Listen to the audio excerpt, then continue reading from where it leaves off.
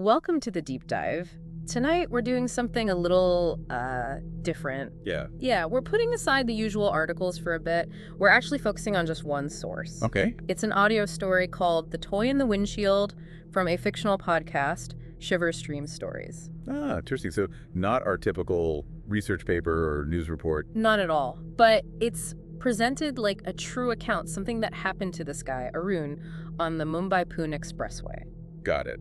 So our mission here then is kind of exploring why this story works, what makes it unsettling. Exactly. Why does it feel so weird, and why do these kinds of, unexplained stories resonate with people? Right.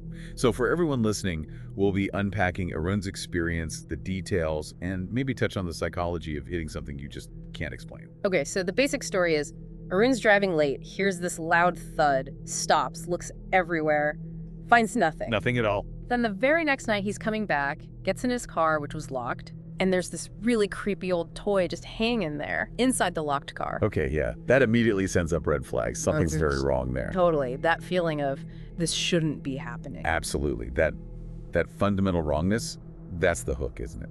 Let's maybe start with the first drive, the initial incident. Right. So get this. It's a Thursday night, mid-April, warm, dry. Arun's driving his brand new car. Oh, the new car excitement. Yeah, a silver gray Verna 4S Fluidic, 1500cc. The narrator even gives us those specifics, which kind of grounds it, Makes it feel real. He wants to test it out on the Mumbai-Pune expressway. Leaves Mumbai around 11:30 p.m. Okay. Then maybe an hour later, 12:30 a.m. near Lonavala, wham! Just this sudden, sharp thud against the car. And that's the moment, isn't it? The ordinary setup, new car, familiar road, just to drive. Yeah, totally mundane. And then bang, this inexplicable thing. It's classic, really. Establish the normal, then disrupt it hard, makes the weirdness pop. It really does. So Arun pulls over straight away, flashlight out, expecting, I don't know, a big branch, and some. Yeah, something that makes a thud like that. But the road's empty, completely clear, nothing, no sign of impact, no debris.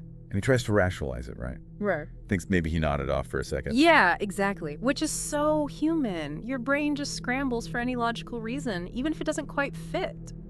Well, it shows how we operate, doesn't it? Yeah. We expect cause and effect. When that breaks down, it creates this tension. It's uncomfortable when reality doesn't follow the rules we expect. Yeah. Have you ever had that? Like, listening now, have you ever heard a weird noise late at night or seen something flicker in your peripheral vision and just felt reality wobble for a second? Oh, definitely. That creepy feeling where something familiar suddenly feels off.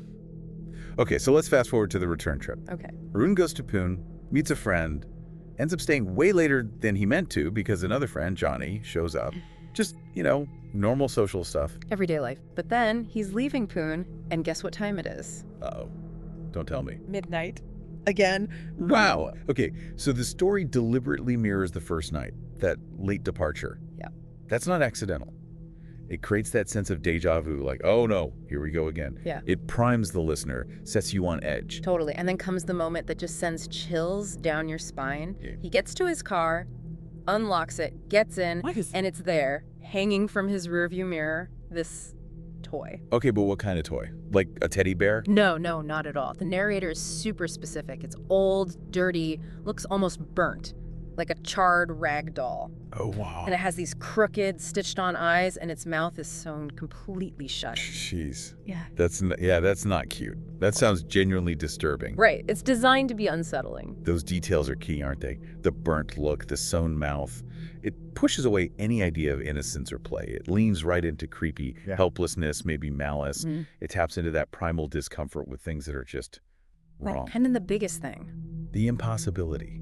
Exactly. The car was locked all day. Arun had the only key with him the whole time. He's never seen this doll before in his life. So how did it get in? That's it.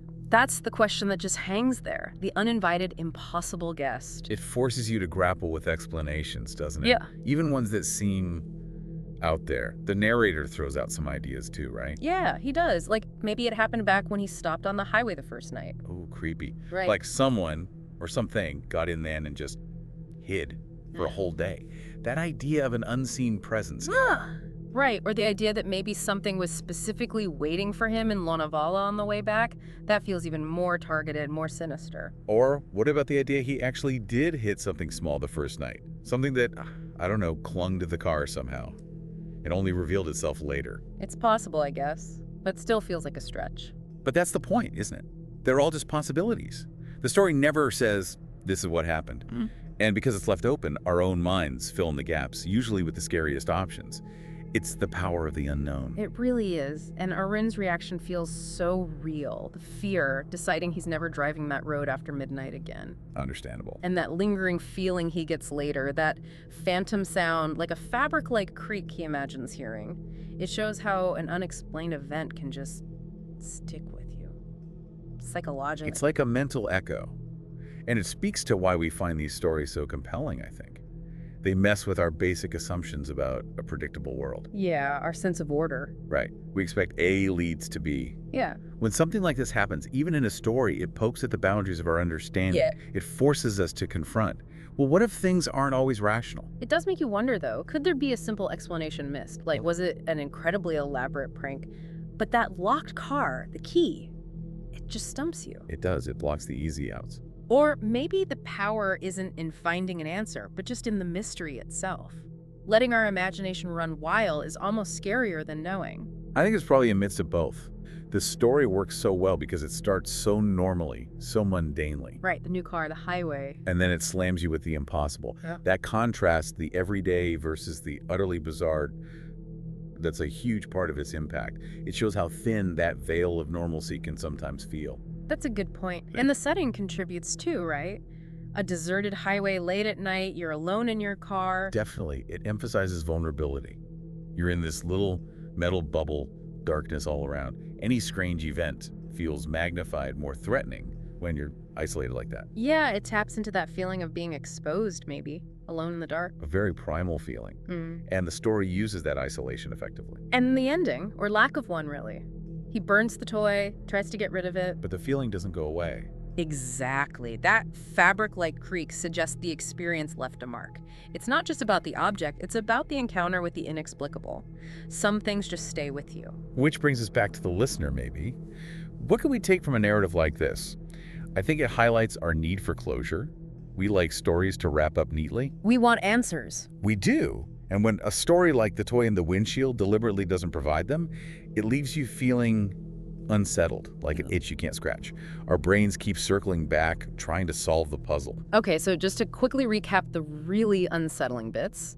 The unexplained thud on a dark highway. Finding nothing. Then the impossible appearance of this deeply creepy toy inside his locked car the next night. With no explanation how. And this lasting sense of fear and unease Arun is left with. Simple elements, but wow, they pack a punch. They really do. And like you said, even though it's fiction, it hits on real human anxieties. Fear of the unknown, things that defy logic, the unsettling idea that maybe reality isn't always what it seems. Makes you think about those little unexplained moments in your own life. Exactly. The things that stick with you for no obvious reason. Well, definitely something to think about next time you're driving late at night. So, for our final thought, think about those small things in your own experience. The tiny events, maybe seemingly insignificant, that have just lingered in your memory. You can't quite shake them. What is it that makes them stick? Do they sometimes feel like they carry more weight than they logically should? Maybe there's a bit of that unexplained mystery, like the toy in the windshield, in all our lives somewhere? A fascinating thought to end on. Thanks for diving deep with us. Please subscribe to our channel. Your support motivates us to create even more great content for you. Thank you so much.